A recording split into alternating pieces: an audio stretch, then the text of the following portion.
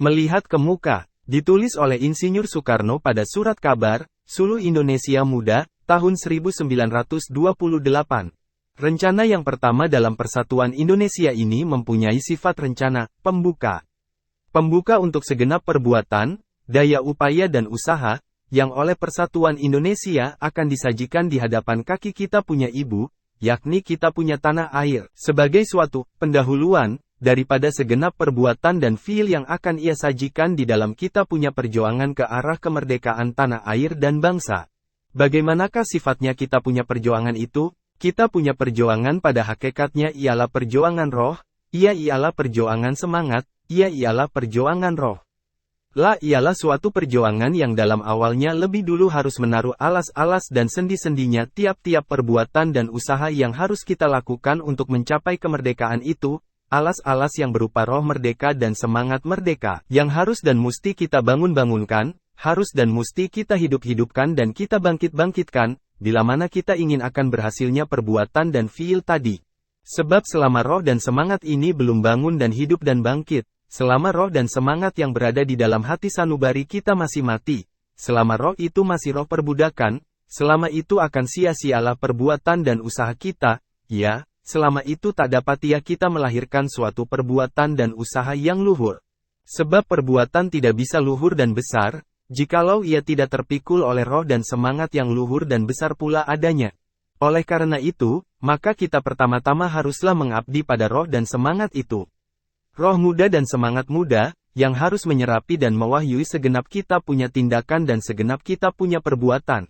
Jikalau roh ini sudah bangun, jikalau roh ini sudah bangkit, maka tiadalah kekuatan duniawi yang dapat menghalang-halangi bangkit dan geraknya, tiadalah kekuatan duniawi yang dapat memadamkan nyalanya. Dapatkah ditahan alirannya gelombang kekristenan oleh kelaliman dan kekuasaan Nero, sesudah roh dan semangat kekristenan itu bangkit? Dapatkah ditahan kekuatannya gelombang keislaman, sesudah roh dan semangat keislaman itu tertanam dan hidup? Dapatkah ditahan majunya demokrasi Perancis, sesudah rakyat Perancis terserapi hati sanubarinya oleh roh kedemokrasiannya Jean-Jacques Rousseau, yang sebagai penulis Thomas Carlyle mengatakan, boleh ditutup di dalam loteng, ditertawakan sebagai binatang yang kejangkitan saitan, disuruh mati kelaparan sebagai binatang buas dalam kerangkengnya, tetapi yang tak bisa dihalang-halangi membikin terbakarnya dunia? Dapatkah ditahan geraknya kaum buruh di Eropa mencari kemerdekaan, sesudah roh kaum buruh itu hidup dan bangkit di bawah wahyu sosialisme dan komunisme sebagaimana kepala sang Kumbakarna masih hidup menggelundung walaupun sudah terlepas daripada badannya, maka rohnya manusia tidak dapat dibinasakan pula.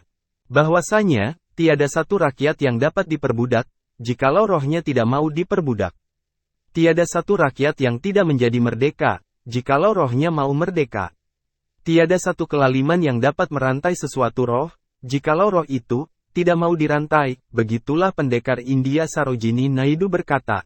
Sebaliknya tiada satu rakyat yang dapat menggugurkan bebannya nasib tak merdeka, jikalau rohnya masih mau memikul beban itu. Walaupun dewa-dewa pun tak dapat memerdekakan seorang budak belian, jikalau hatinya tidak berkobar-kobar dengan api keinginan merdeka, begitulah Sarojini Naidu mengatakan pula. Dengan apa yang tertulis di atas ini, maka tergambarlah sifatnya kita punya perjuangan. Jikalau kita ingin mendidik rakyat Indonesia ke arah kebebasan dan kemerdekaan, jikalau kita ingin mendidik rakyat Indonesia menjadi tuan di atas dirinya sendiri, maka pertama-tama haruslah kita membangun-bangunkan dan membangkit-bangkitkan dalam hati sanubari rakyat Indonesia itu ia punya roh dan semangat menjadi roh merdeka dan semangat merdeka yang sekeras-kerasnya, yang harus pula kita hidup-hidupkan menjadi api kemauan merdeka yang sehidup-hidupnya. Sebab hanya roh merdeka dan semangat merdeka yang sudah bangkit menjadi kemauan, merdeka sajalah yang dapat melahirkan sesuatu perbuatan merdeka yang berhasil. Di dalam membangunkan dan membangkitkan rohnya rakyat Indonesia inilah kewajiban semua nasionalis Indonesia, dari asas apa dan haluan apapun jua. Tiap-tiap nasionalis Indonesia haruslah menjadi propagandisnya kita punya urusan, kepentingan, menebarkan benih dan bijinya kita punya kasus itu ke kanan dan ke kiri, membangun-bangunkan dalam hati sanubari tiap-tiap orang Indonesia yang ia jumpai ia punya roh merdeka dan semangat merdeka, agar supaya roh dan semangat yang kini menyala-nyala di dalam hati sanubari sebagian dari rakyat Indonesia itu Dengan segera menyala-nyala pula di dalam hati sanubari setiap orang Indonesia, baik laki-laki maupun perempuan, baik rendah derajat maupun tinggi. Artinya, agar supaya roh dan semangat itu menjadi roh dan semangat rakyat Indonesia semua, yakni roh dan semangat nasional, semangat kebangsaan.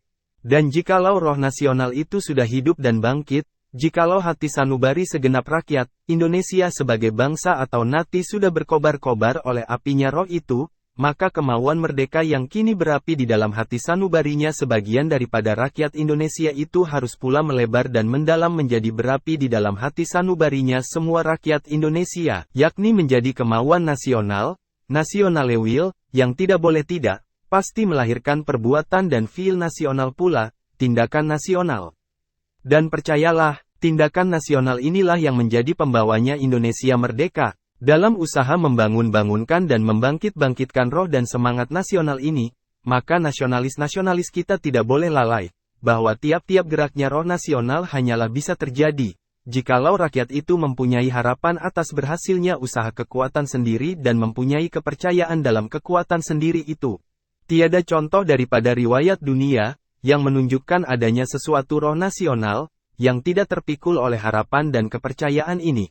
Tiada contoh daripada riwayat dunia, yang menunjukkan berbangkitnya sesuatu roh nasional, yang dengan cara yang buta atau ngawur. Sebab sesuatu bangsa yang kokoh kuat ia punya harapan dan kepercayaan atas dirinya sendiri, tidaklah berbuat dengan cara buta atau ngawur. Siapa percaya, tidaklah pahit hati, siapa percaya adalah berbuat tentu. Siapa percaya, tidaklah kejangkitan secara rohani dan nihilisme sosial, tidaklah ada di dalam kegelapan, tidaklah buta, tidaklah putus asa, melainkan berbesar hati dan berketentuan tindak, bersenyum atas segenap rintangan-rintangan yang menghalang-halanginya. Oleh karena itu, maka pertama-tama haruslah kita bangunkan kernbol kepada rakyat Indonesia harapan dan kepercayaan atas diri sendiri. Sebab sebagai yang saya tuliskan di atas, harapan dan kepercayaan atas diri sendiri itulah yang menjadi sendinya tiap-tiap roh nasional. Nasib celaka yang diderita oleh rakyat Indonesia berabad-abad lamanya, nasib tak merdeka yang ia derita turun-temurun, nasib ini hampir-hampir sudahlah membinasakan sama sekali harapan dan kepercayaan itu. Tak sedikitlah bangsa kita yang tiada harapan sama sekali, tak sedikitlah bangsa kita yang berputus asa, tak sedikit pula lah yang dalam kegelapan dan kebingungannya dijangkiti oleh sosial dan nihilisme spiritual. Akan tetapi sudah banyaklah pula yang hatinya berseri-serian dengan harapan dan kepercayaan itu. Fajar kini sudah mulai menyingsing. Kegembiraan hati untuk menerima khotbahnya propaganda nasional Indonesia sudahlah terbangunkan di mana-mana. Dan walaupun majunya semangat nasional Indonesia itu dirintang-rintangi oleh pihak yang merasa rugi diri oleh karenanya, walaupun ia mendapat anti-propaganda yang keras daripada pihak yang merasa terancam kepentingannya, maka tak dapat tertahanlah ia dalam bangkit dan geraknya. Semangat tidaklah dapat mati, semangat tidaklah dapat dipadamkan. Dan kita, kaum nasional Indonesia, yang melihat dan ikut merasai majunya semangat ini, kita menjadi berbesar hati oleh karenanya. Kita berjalan terus, dengan tidak mundur selangkah, tidak berkisar sejari. Kita percaya bahwa satu kali pastilah datang saatnya, yang kita punya maksud akan tercapai. Sebab sebagai Arabindo Ghosh menulis di dalam ia punya manifest atas nasionalisme India, maka, kebenaran adalah pada kita, keadilan adalah pada kita, pekerti adalah pada kita, dan hukum Allah yang lebih tinggi daripada hukum manusia, adalah membenarkan kita punya tindakan. Keyakinan yang demikian inilah yang memberi kekuatan batin pada kita, memberi kekuatan tindakan pada kita, memberi kekuatan bersenyum pada kita, pada saat rintangan sekeras-kerasnya.